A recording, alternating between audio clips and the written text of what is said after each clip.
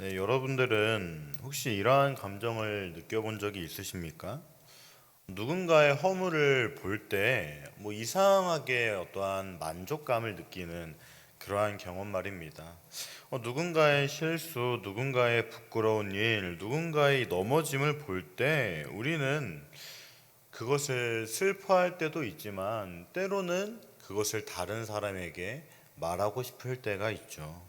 물론 이러한 생각은 잘못된 생각임에는 분명합니다. 그러나 이렇게 안 좋은 생각임에도 불구하고 우리는 그러한 생각을 종종 하곤 한다는 것이죠.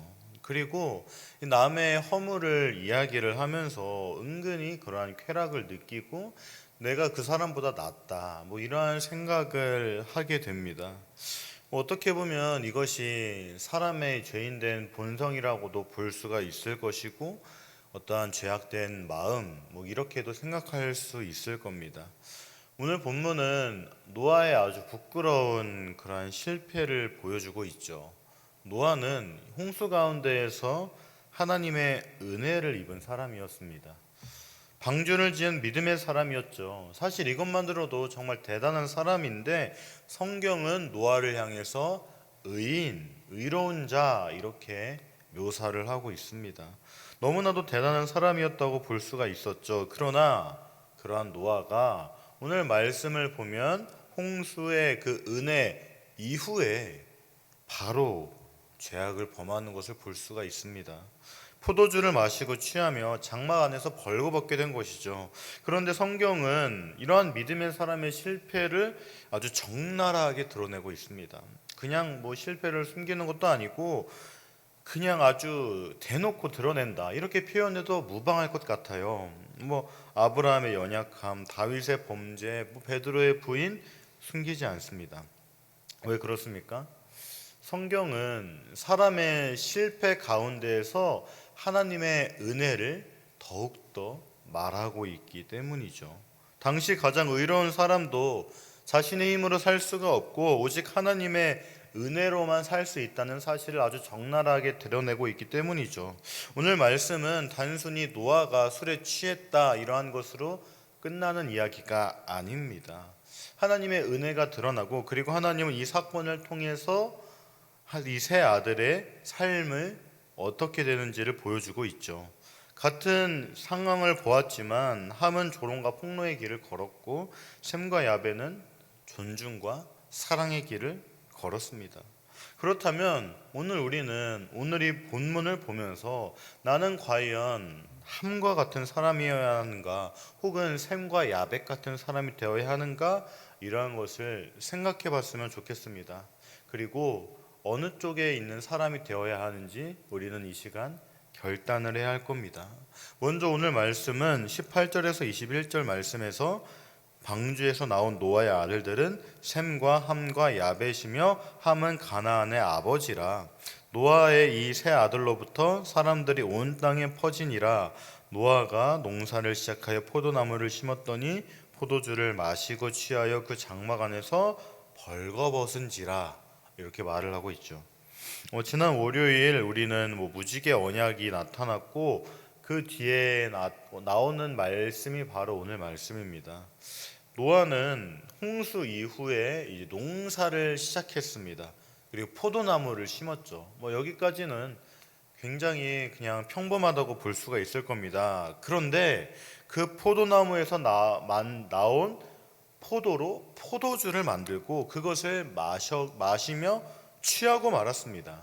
우리는 여기서 한 가지 큰 이상한 점을 느낄 수 있을 겁니다. 방금까지만 해도 정말 은혜로운 사건이었습니다. 그런데 갑자기 분위기가 완전히 전환되어서 이상해지는 것을 볼 수가 있죠. 하나님의 큰 은혜를 입은 노아가 갑자기 포도주에 취하고 장막 안에서 벌거벗은 그런 아주 추한 모습이 나타나고 있는 겁니다. 이 모습은 어떻게 보면 이해가 되지 않습니다. 그런데 우리가 이해되지 않는 만큼 우리가 다른 면을 보자면 우리는 이 상황을 이해할 수가 있습니다. 우리 또한 이러한 경험 있지 않습니까? 하나님의 큰 은혜를 우리들은 경험을 합니다. 그런데 그 다음에 바로 넘어지게 되는 것이죠. 큰 은혜를 경험했다고 해서 이 죄와의 싸움이 끝난 것이 아니라는 겁니다. 노아는 방주 안에서 믿음으로 견딘 사람이었고, 세상이 물로 심판을 받을 때도 하나님의 말씀을 붙잡는 그러한 사람이었습니다. 그러나 그가 정말 큰 은혜를 입은 그 이후에 평온한 삶 속에서 무너졌습니다. 우리들에게 위험한 순간은 이 고난의 때뿐만이 아닌 것 같습니다.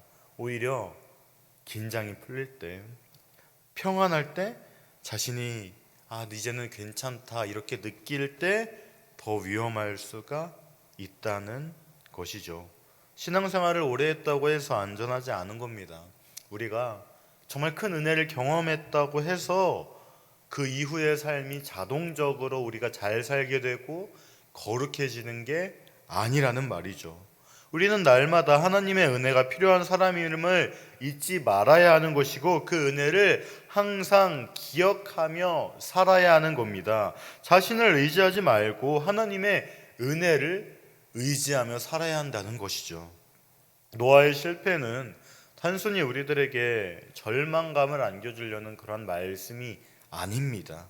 오히려 우리를 겸손하게 하는 그러한 말씀인 것이죠. 의인이나 불린 노아도 넘어졌다면 우리는 얼마나 더 큰 하나님의 은혜가 필요한 겁니까? 노아도 넘어졌는데 우리는 얼만큼 더 하나님을 의지해야 하겠습니까? 우리는 자신의 강함으로 사는 사람이 아니라 자신의 약함을 알고 하나님을 의지하고 하나님을 붙드는 그러한 사람인 겁니다. 그리고 22절은 가나안의 아버지 함이 그의 아버지 하체를 보고 밖으로 나가서 그의 두 형제에게 알림해, 이렇게 말씀을 하고 있죠. 함은 앞서 나온 말씀처럼 노아의 아들입니다.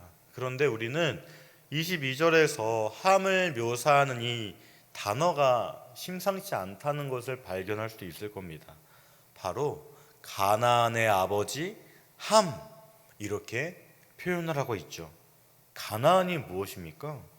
바로 이스라엘의 정말 어떠한 대적 아니겠습니까? 이스라엘을 정말 많이 괴롭혔고 어떻게 보면 앙숙이라고도 부를 수 있는 그러한 지역의 민족들이 바로 가나안 민족 아니겠습니까?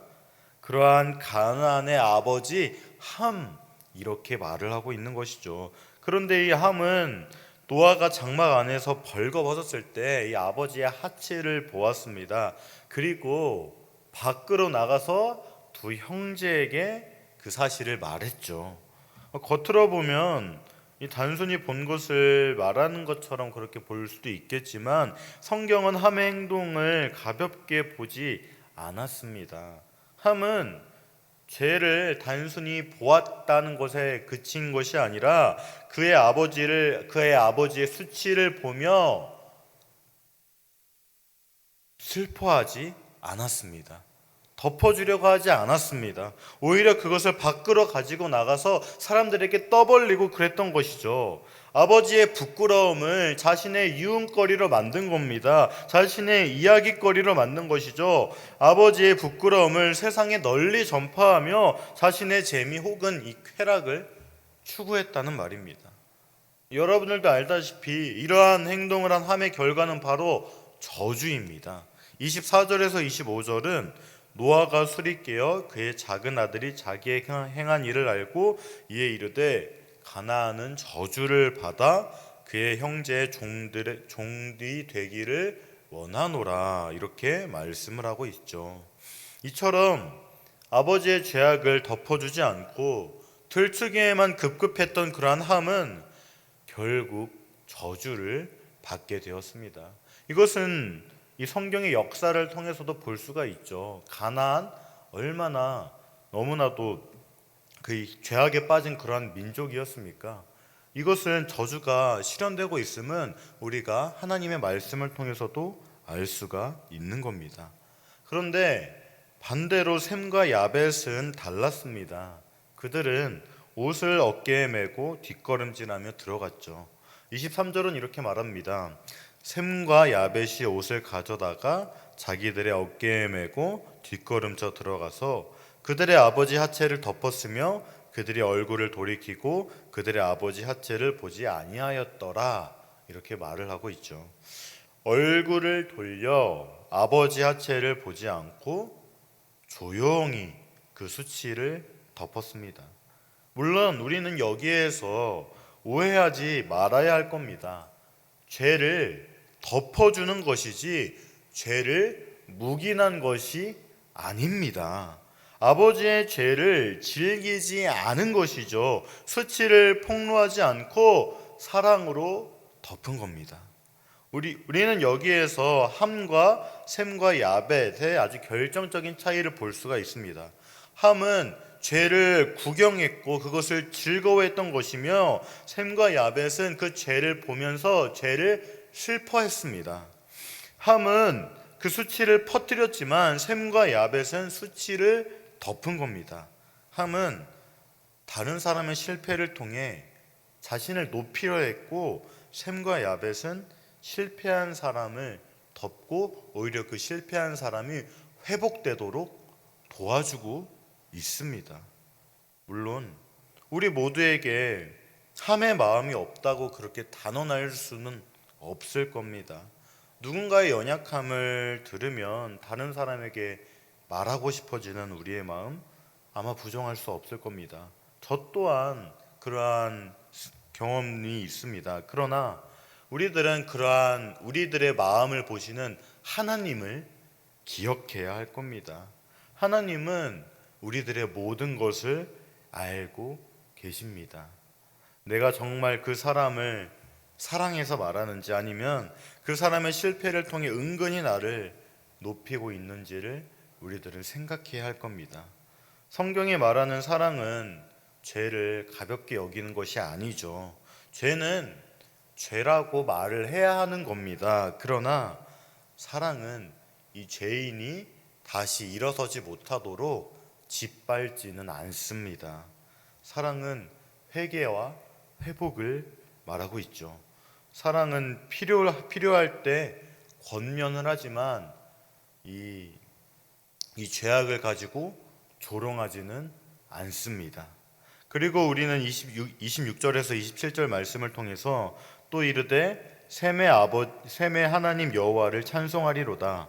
가나안은 셈의 종이 되고 하나님이 야벳을 창대하게 하사 셈의 장막에 거하게 하시고 가나안은 그의 종이 되게 하시기를 원하노라 하였더라. 이렇게 말씀을 하고 있죠. 앞서 말씀드린 것처럼 노아가 잠에서 깨어난 후 이 아들들이 자신들에게 한 행동을 알게 되었을 때 가나안은 저주를 하지만 셈과 야벳은 축복을 합니다. 이 장면을 읽은 사람은 어떻게 보느냐에 따라서 어려울 수도 있을 것이고 조금은 너무하다고 생각이 들 수도 있는 그러한 장면일 수도 있을 겁니다. 왜 함이 아니라 가나안이 저주를 받았는가 이렇게 생각할 수도 있겠죠. 이 본문에 대하여서는 다양한 의견들이 있지만 개인의 감정적인 저주라기보다는 장차 함의 후손들이 하나님을 거역하는 이 길을 걸을 것이라는 그런 언약적인 선언이라고도 볼 수가 있을 겁니다. 결국 하나님을 경외하는 가문 그리고 하나님을 거역하는 가문 이러한 길이 갈리게 되는 것이고 하나님을 경외하는 그러한 가문은 하나님의 축복을 받게 되고 하나님의 거역을 받는 그러한 가문은 하나님의 저주를 받게 된다는 그러한 이야기겠죠. 그러나 우리는 오늘 말씀에 나타난 이 저주의 유무에 집중하는 것이 아니라 하나님의 은혜에 집중을 해야 할 겁니다. 셈과 야벳은 옷을 가지고 들어가서 아버지의 수치를 덮었습니다. 그런데 우리들은 이 사건을 보면서 마치 더 큰 사건을 예표하는 듯한 그러한 인상을 받을 수 있습니다. 죄로 벌거벗은 이 인간을 하나님께서 가죽 옷으로 입혀 주셨던 것처럼 예수 그리스도께서 자신의 의를 우리의 옷으로 입혀 주셨죠. 우리는 모두가 하나님 앞에서 부끄러운 죄인입니다. 하나님 앞에 자신의 의를 내세울 사람은 아무도 없었죠.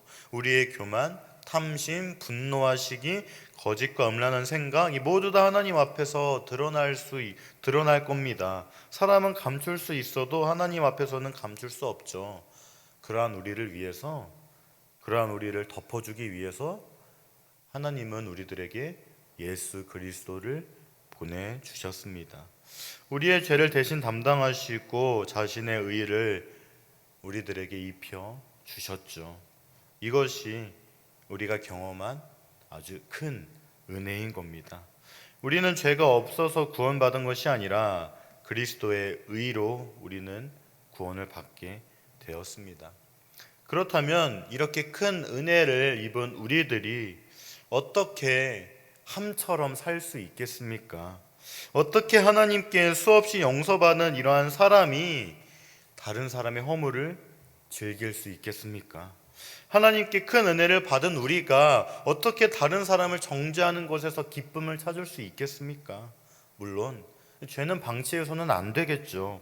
회개해야 할 죄는 분명한 죄임을 지적하고 또한 그 죄를 지은 사람은 분명히 하나님 앞에 회개를 해야 하는 겁니다. 그러나 우리는 그러한 그 과정 가운데 사랑으로 덮어주는 그러한 과정이 있어야 한다는 것이죠.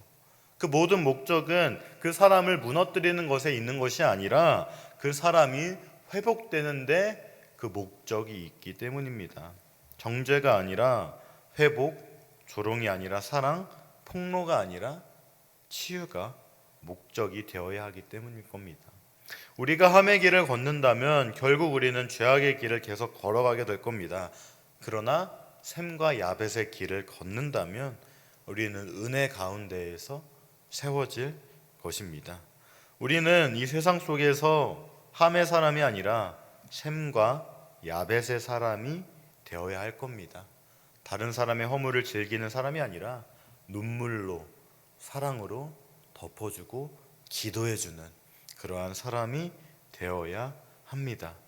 무엇보다 하나님께서 우리들에게 그렇게 행동하셨습니다. 하나님께서 우리들의 허물을 그리스도의 피로 덮어주셨습니다.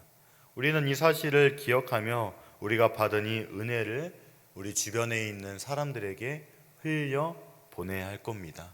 사랑하는 여러분, 오늘 말씀을 기억하시기 바랍니다.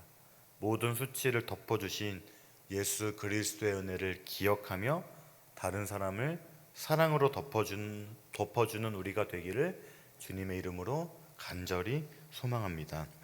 이 시간 말씀을 기억하며 기도하겠습니다. 첫 번째, 죄악에 넘어지지 않도록 항상 은혜로 깨어있게 하소서. 두 번째, 함처럼 남의 죄악을 드러내는 사람이 되지 않게 하소서. 세 번째, 샘과 야벳처럼 남의 죄악을 사랑으로 덮어주는 사람이 되게 하소서. 이러한 기도 제목으로 다 함께 기도하겠습니다.